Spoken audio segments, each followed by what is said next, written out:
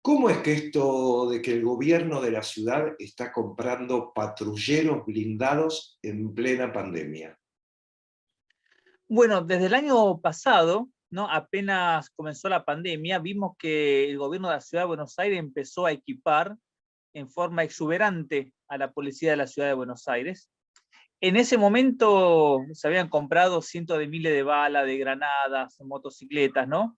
Y el fundamento era que la policía se estaba preparando para posibles saqueos que se pueden realizar en la ciudad por el tema de la pandemia, ¿no? Eran las primeras semanas de la pandemia. Nada de eso ocurrió, ¿no? Se gastaron cientos de millones de pesos en ese equipamiento de la fuerza de seguridad y ahora vemos que eso continúa, ¿no? Ya habiendo tenido la experiencia de que no pasó ningunos conflictos sociales de envergadura que el gobierno ponía como excusa, y a principio de este año, mejor dicho, dentro de hace un par de semanas, llamó a convocatoria para gastar 860 millones de pesos para comprar 70 camionetas y 120 vehículos, ¿no? 120 patrulleros. La cuestión es que en estos tiempos hemos visto cómo el gobierno ha ido quitando partidas presupuestarias y frenando obras en lo que tiene que ver con la educación. Y se había hecho un relevamiento del presupuesto que se había quitado de educación entre dar de baja o disminuir el planzamiento, obra de infraestructura, colegios que no se terminan, y que también esa quita de presupuesto era equivalente a 800 millones, ¿no? Entonces vemos que se saca ese presupuesto de educación y se destina a seguir contribuyendo y fortaleciendo una especie de ejército propio de Rodríguez Larreta en la ciudad de Buenos Aires a destinarle 800 millones de pesos. Y no solo eso, sino que hicimos el raconto de todo lo que invirtió el gobierno en pandemia en insumos, y además de estos 800 millones, gastó 3.400 millones de pesos en seguridad, en equipar a la fuerza de seguridad en pandemia. Y luego vemos que cuando uno le pide al gobierno de que implemente una política de conectividad, garantice computadoras, internet a estudiantes, dicen que no tienen recursos. De este año y el año pasado no se compró ni una computadora nueva en la ciudad de Buenos Aires para los estudiantes. Ponen la excusa de la disminución del porcentaje de coparticipación, pero vemos cómo grandes porcentajes de presupuestos se van para gastos que no son para nada prioritarios en la ciudad de Buenos Aires. No estamos en un gran problema de seguridad, sí estamos en un gran problema sanitario, educativo, habitacional en la ciudad de Buenos Aires, y para esas dimensiones urbanas problemáticas que estamos en emergencias no hay presupuesto. El caso de Costa Salguero ha sido algo paradigmático en esta línea, ¿no? Donde el gobierno decía no tenemos plata para construir un parque costanero, por lo tanto no tienen que autorizar a vender parte de la costanera para que financie ese parque. Y hace unos pocos días salió una licitación donde el gobierno va a gastar más de 50 millones de pesos para adecuar el golf municipal, ¿no? El que está en el Parque 3 de Febrero.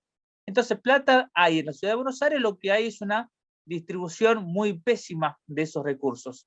Otra cantidad de gastos que no son nada prioritarios. Salió una licitación para gastar 800 millones en pagar a consultoras de opinión pública, ¿no? Que hagan opinión pública para el gobierno. 800 millones de pesos, casi lo mismo que se está gastando en seguridad ahora.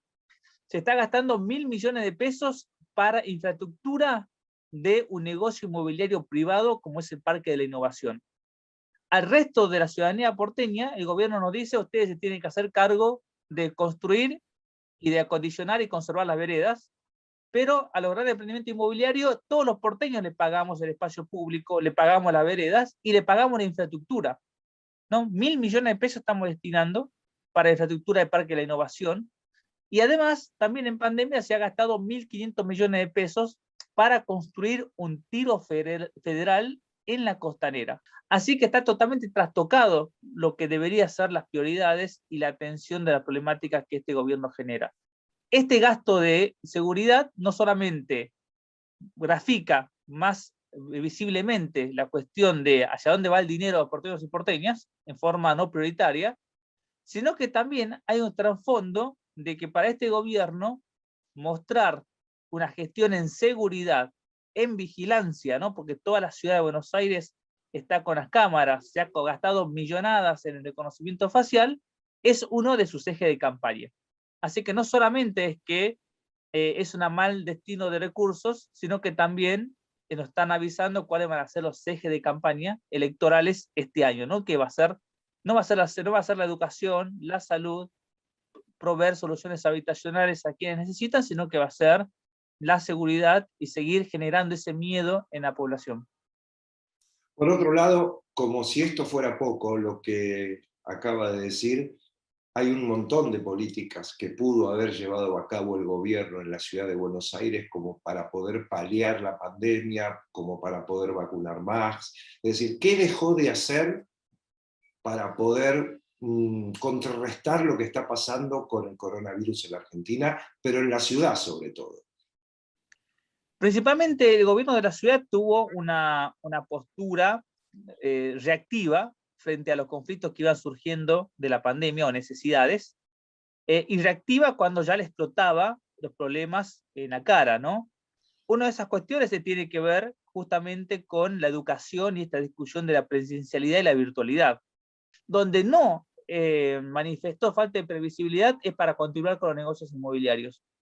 Hicimos un relevamiento el año pasado de cuáles son los temas que trató la legislatura, y más de la mitad de los proyectos aprobados en la legislatura porteña en plena pandemia tenían que ver con negocios inmobiliarios. No es que la legislatura, que responde al jefe de gobierno, estuvo abocada a tratar cómo solucionamos la cuestión de las familias inquilinas, la cuestión de las personas en situación de calle, la cuestión de la conectividad. No, estuvo enfocada a ver cómo aprobaban convenios urbanísticos, cómo seguían vendiendo más tierra pública, cómo modificaba el código de edificación y el código urbanístico para estimular la especulación inmobiliaria. Así que tuvimos como un desfasaje, ¿no? Una legislatura legislando como todos estos años, pre-pandemia, como si no ocurriera en una pandemia, abocada a negocios inmobiliarios, y por otra parte, una ciudad de Buenos Aires camuflada por cierta protección mediática y política, con estallidos y problemas cotidianos. Y un tercer eje tiene que ver con una dimensión democrática. Como nunca, una ciudad de Buenos Aires que tendría que haber sido una democracia participativa según la Constitución del año 1996, es decir, tuvimos casi 25 años para prepararnos como sociedad y como clase política a tener una democracia participativa. El fracaso de los gobiernos anteriores nos ha llevado a que en pandemia tuvimos que delegar, o la legislatura, mejor dicho, se declaró prescindente y les delegó todas las facultades en cabeza del jefe de gobierno. Rodríguez Larreta el año pasado fue el jefe de gobierno que más superpoderes tuvo en la historia democrática de la ciudad de Buenos Aires. No solamente podía hacer y deshacer el presupuesto, sino que también podía modificar todos los contratos de servicios públicos, grandes obras, sin pasar por la legislatura, sin ningún tipo de discusión participativa, y además tenía la facultad de decidir qué ley cumplía y qué ley no cumplía, ¿no? Era todo un ordenamiento jurídico casi sometido a la voluntad del jefe de gobierno. Y por ejemplo, entre esos acuerdos, entre esas facultades, el jefe de gobierno comenzó a arancelar el servicio público de bicicletas, algo que tendría que haber pasado en su momento por la legislatura, que luego terminó pasando, pero el arancelamiento de un servicio público que era el único servicio de transporte gratuito que tenía la ciudad de Buenos Aires, el arancelamiento lo comenzó a hacer el jefe de gobierno a través de estos superpoderes. Así que tenemos esas como tres dimensiones, ¿no? Un eje inmobiliario, que siempre ha estado en la gestión del gobierno, pero se ha profundizado, un eje democrático que ha ido lamentablemente hacia una monarquía inmobiliaria, ¿no? A un monarca decidiendo el tema de la pandemia, y una distorsión del gobierno con relación a cuáles son las verdaderas necesidades que tenemos como porteños y porteñas.